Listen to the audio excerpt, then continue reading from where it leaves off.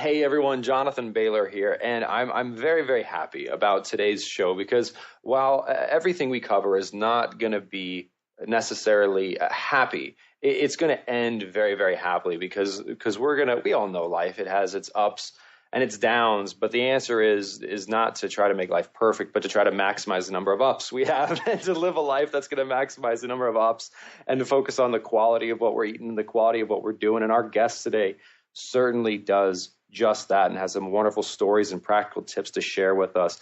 And she is the founder of eatcleaner.com, and she's also a featured chef on ABC's Recipe Rehab. She is none other than Mareya Ibrahim, and she is here to share all kinds of wonderful personal stories, which I'm just so honored she's willing to share, and then also some practical tips on how we can improve the quality of our life and our eating habits. So, Mareya, welcome. Thank you so much, Jonathan. That was a very kind introduction. Well, I appreciate you being here, Mareya, because I know you came on the show with a willingness to share your story, and your story is not one of just strolling through the meadow, and so, but you're anyone who sees you and anyone who sees your work knows it's extremely positive, and that journey, while it may not have been an easy one, certainly landed you in a positive place. So please take us through that journey. Yeah, and you know what? It's interesting because I think sometimes if you haven't tasted the bitter, it's hard to appreciate the sweet. So, I think all of the experiences that I've had in my life that's brought me to where I am now and being able to talk to people about eating clean and making food your friend really stems from that. So I'll kind of share with you, and this took me a long time to be able to admit, because I think as anybody can appreciate, it's hard to admit when you've really made a big mistake in your life. And one of my biggest mistakes was not really understanding nutrition and falling into the trap of developing a really severe eating disorder. Basically, I struggled with anorexia and bulimia for about 8 years, on and off. And, it came from a place of, I think, I come from a family who, you're eating breakfast and they're planning lunch, and you're eating lunch and they're planning dinner. And, you can't leave the table until you've gorged yourself. And that all was a sign of just, abundance and appreciating that we had the ability to enjoy this food. But that food was really slowly kind of killing me. And I say that I literally had, my fear of food was killing me. So, instead of appreciating it and eating it as sustenance in small amounts, I just decided to altogether abstain from it. I'm kind of a petite girl, but I dropped to about 87 pounds. I was starting to lose hair. I had a lot of anxiety and couldn't sleep. I went through a period of my life where major life events, I think back and I can't even remember them in detail. And, it's so hard, I think, sometimes for people to admit that they have an eating disorder or they have issues with food. But what I found is when you develop a healthy relationship with what you put into your body, it is the most nourishing experience, because you're actually feeding what fuels you. You're feeding your organ function. You're feeding your ability to be creative. You're feeding your mood. Mm-hmm. If you've ever met somebody who hasn't eaten regularly, you pretty much know it. They're not the most pleasant people to be around. But when I finally got perspective on that, and it was a journey, and a lot of that came from my work in the natural foods industry. I started working for a chain of natural food stores, and, little by little, I began to educate myself and talk to nutritionists and dietitians, and would read every book that I could get my hands on, and played with different things. And, full circle, over a decade later, I've worked with now a nutritionist and a registered dietitian to develop a meal plan and a whole strategy for helping people to eat cleaner by pre-preparing their meals and getting ahead of the food bus, as I call it, so that you're eating more frequently, you're eating the right combination of foods in the right portions. And it seems to me like such a simple formula now that, I've dialed it in. But boy, hindsight, I wish I would have had that understanding. And I hopefully, by sharing this, will be able to help other people from what I had to go through. Well, and Mareya, the journey, it sounds, it's one that certainly not in the exact same way I can empathize with, but I can empathize with, your message of eat cleaner and what you do with recipe rehab. I feel almost like a little bit of a kindred spirit here, because that's what my journey was, a little bit more academic, but it ended in the same place where by focusing on the quality of the food we're eating rather than necessarily the quantity, and just say, if you eat the standard American diet, it's very easy to see food as a negative, terrible thing that should just be avoided at all costs. And then we end up with record high levels of eating disorders. And then it doesn't work for a lot of individuals. So a lot of individuals give up completely. And then we see record levels of obesity.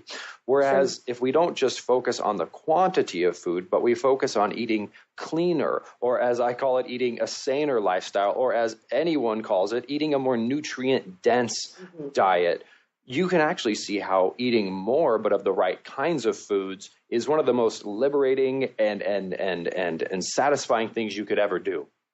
I love the word nutrient dense, because it really, I kind of say, make every bite count.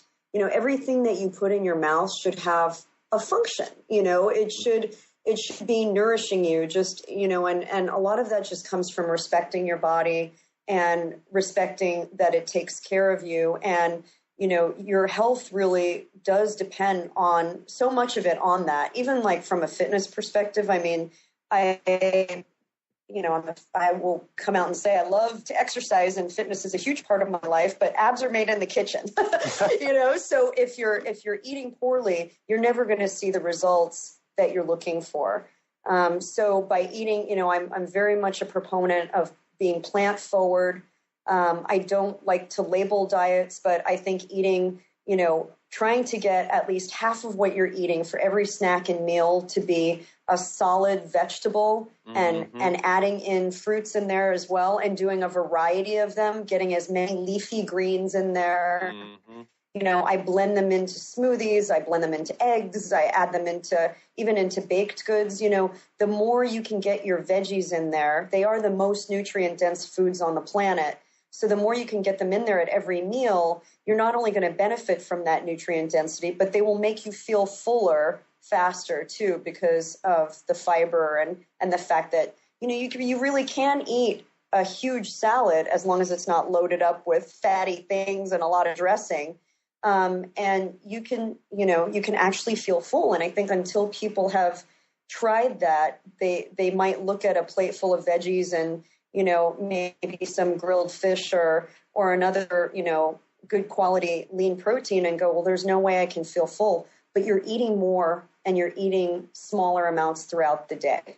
Mm-hmm. And Mareya, what do you say? The thing that's beautiful about what you're doing here is it would be very easy for someone who's not familiar with your work to hear this and say, well, okay, that sounds very, very, very boring, but it is the furthest thing from that. If you go to eatcleaner.com and you watch Mareya on ABC's Recipe Rehab, she does these things with these typically nutrient poor dishes, and she transforms them, she rehabs them into something which is still very, very nutritious, but also very, very delicious. Where do you get your inspiration? How do you do that?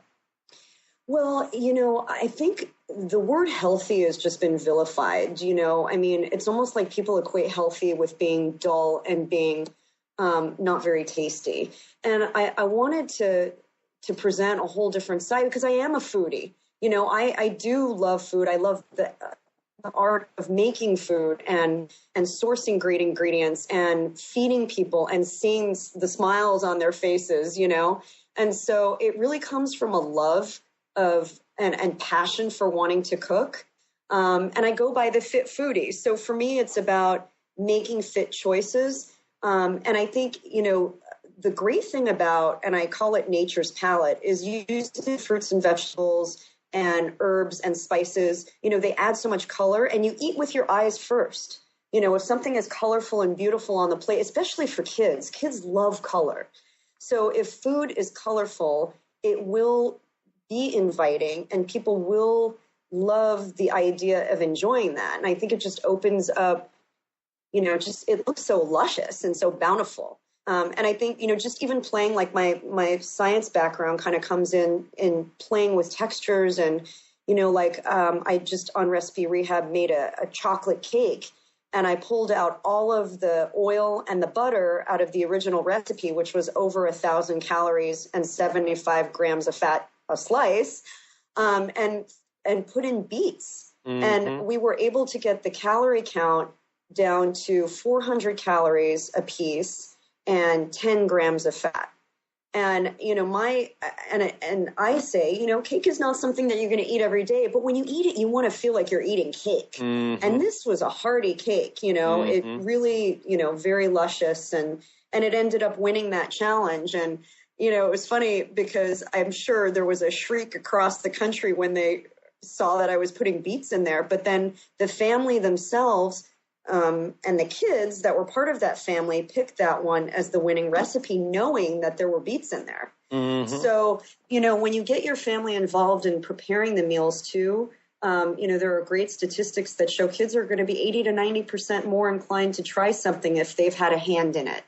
So that's important too. Mareya, I apologize for cutting you off there at the end, but one thing I wanted to draw the listeners' attention to is I think it could be easy to hear the story you just said and think about this as, again, there's two ways to look at what was done to that cake. One is a reduction in calories, and certainly that happened. But another way to look at it is a boost in nutrient density. Mm-hmm. And that's something that I think we also need to focus on as individuals is certainly we never want to deprive ourselves of food. And we don't, at the same time, we also don't want to overdo things. So if we're going to eat a nice, rich, delicious meal, and we do want to, in addition to that meal, have a piece of cake, well, we already ate a full meal. We're probably already filling our physiological needs. At this point, we're doing something a little bit more psychological. So if we're going to do something a little bit more psychological after we've already eaten a full meal, and that could either be 1,000 additional calories, or that could be 400 additional calories, and it could be 1,000 poor quality calories, or 400 more nutrient dense calories, I think it's pretty clear which one we should choose. Definitely. And we live in a time where food is just, it's amazing how plentiful the options are. And sometimes it's, you actually have to weed through them because they're not all nutrient dense, even if they, have a natural label.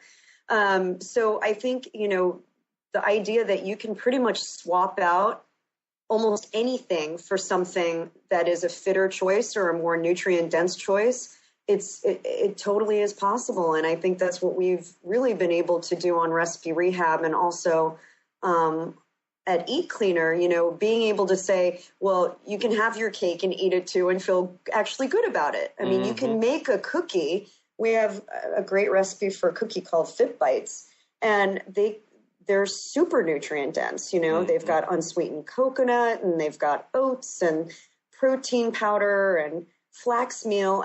That it really, you can take anything pretty much and transform it. But I think the key too is, just being able to, when you eat clean, and this is a big part of what we advise people to do, is knowing the right way to combine foods. So you're really optimizing how your body is processing those nutrients. And doing it so that you're maintaining your blood sugar, because one of the reasons that we're seeing such a huge increase in overweight and obesity is an inability to control blood sugar. So, those all weigh into our plan and how we, present clean foods as well.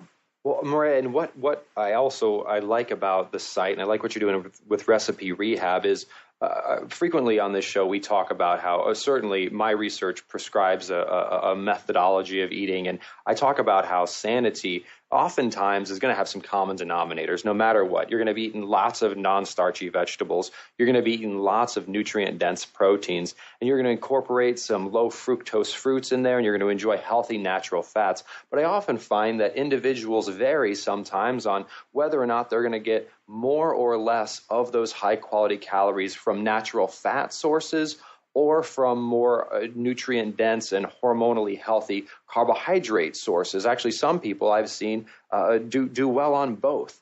And it's a lot of the more, let's go paleo, low carb, there's a lot of those sites which show you how to make, for example, cookies without using flour and things like that.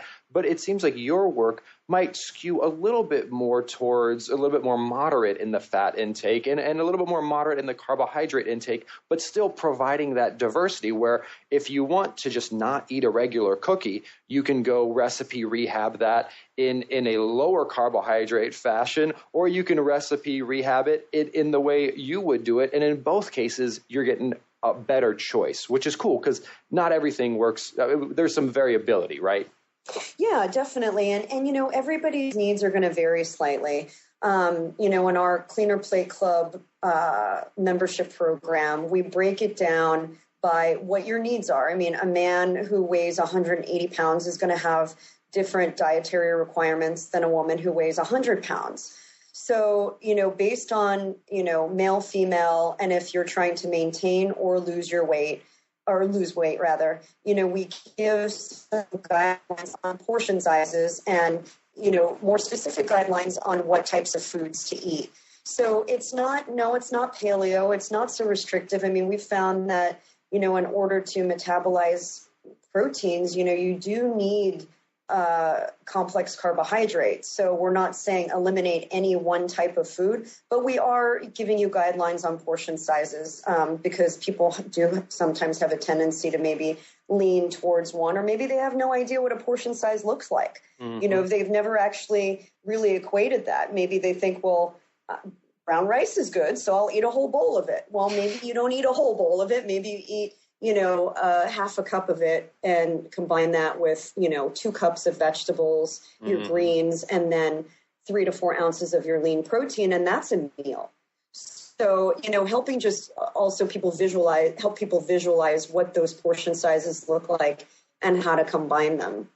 Well, and Mareya, certainly this story so far has been a wonderful one where it's not about starving ourselves. It's about enjoying food and eating nutrient-dense foods, and that can be different for different individuals. Some individuals may go higher on the complex carbohydrate end of the spectrum. Some people may go higher on the natural, healthy fat end of the spectrum. But regardless, I sometimes hear people say things like, well, either way, that's going to take too much time. And, I'm a single mom. I don't have time to do this. And what do you say to those people? I'm a single mom, too. I have 2 kids, 11 and 7. And, I started my business about 4 years ago, and I was a single mom when I started my business. And, if you look at it, I think in the grand scheme of things, it's really about priorities, right? So if we need sustenance, we can't survive without food or water, then shouldn't it rank kind of high in our priority? And when it really is, kind of the gateway to health. So I think, first of all, really understanding and prioritizing that in your life. And then secondly, I think with our plan, we've really tried to make it so that it's very easy to follow and it's not labor intensive.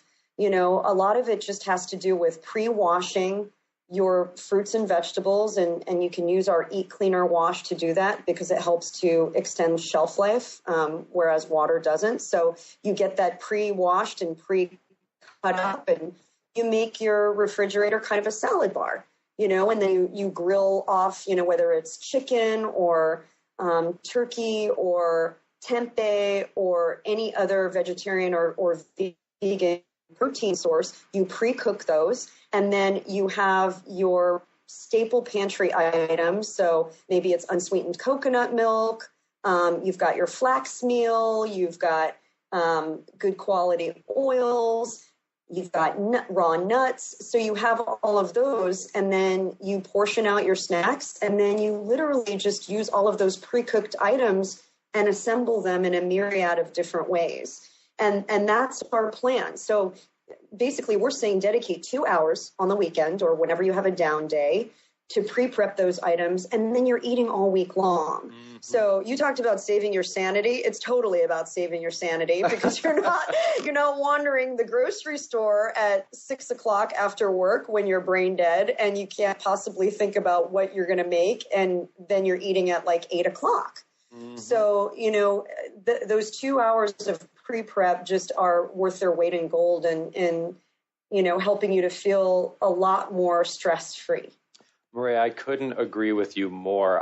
Literally, that seems to be like the common denominator. I don't care how an individual is eating to achieve their goals. If they're achieving their goals, assuming their goal isn't to develop heart disease and become obese, but there is a common denominator, and that common denominator, I like to say, is they've actually simplified their dietary life dramatically by not making it so that every day, at every meal, you have to be like, make a decision.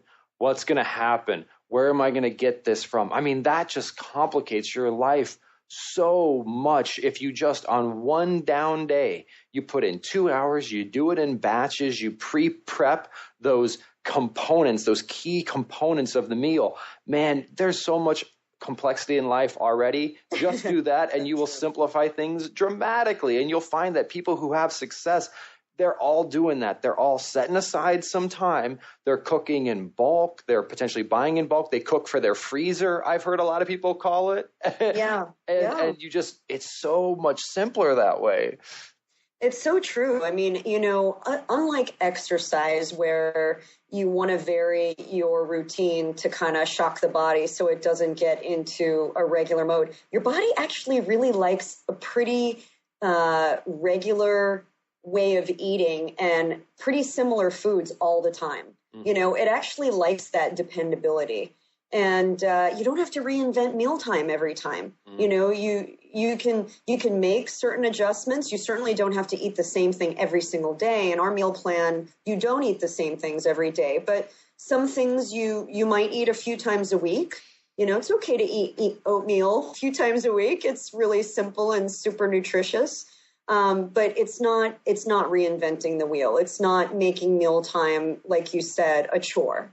And I think the key thing, Mareya, that is so important here is that also make sure that what you're doing works for you. And I think for some of the listeners of this podcast, some of the things we've covered here, they may not be the exact dietary choices you would make as an individual. But for example, for Mareya and for her clients, they are working for her, and they're rooted in this common denominator, which is avoid the processed garbage. And if you have to choose between two options, choose the option that is more nutrient dense, right? And if we even want to go back to more of a tribal or a ancestral view of this, we have ancestors that survived on a wide array of different diets, but the key common denominator of all of those diets they were foods we find directly in nature, and those foods are generally foods that are extremely nutrient dense. And if we find an approach that works for us where we're not starving ourselves and we're not hungry and we can keep it up consistently, what else could we ask for?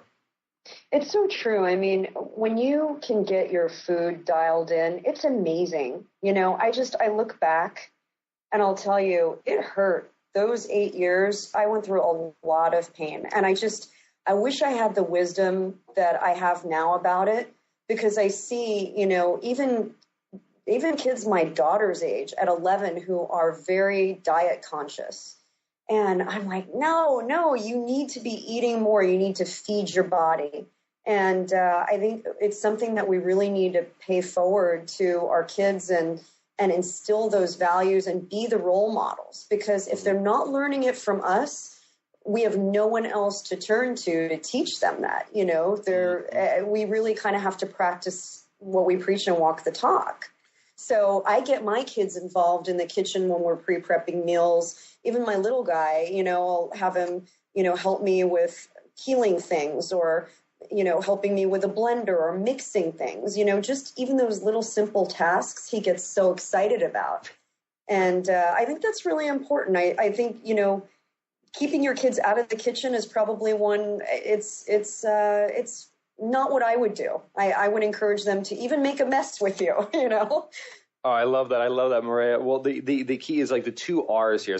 It's role model and also results, because like, let's also just stay dialed in on how this is making us feel and how this is making our kids feel. And if it's not working for us, again, don't be constrained by anything outside of yourself and your body. Because what I hear you saying is you really got to be tuned into your body and whether or not these foods are serving you and making you feel good and improving your health, or whether or not, even I don't care who tells you that XYZ is good for you. If it makes you feel terrible and your health is suffering, stop. Like, the results are what matter. It's so true. And if I can share a true story that happened, and I was I'll make it brief, but I was on a flight coming back from New York, and I was waiting to use the restroom, and there was a woman standing behind me, and she, I was on a plane, which can sometimes be chilly, but she had like 4 layers on. She had a turtleneck and a sweater and